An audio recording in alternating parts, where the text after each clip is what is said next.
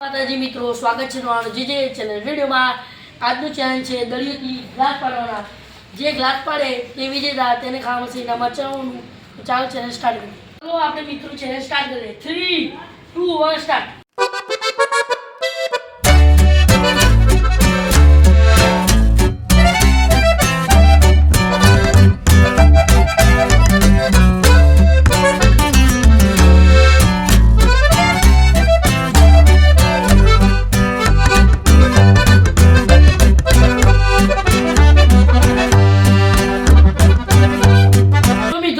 વીરભાઈ જીતી ગયો છે। લો વીરભાઈ, તમારું નામ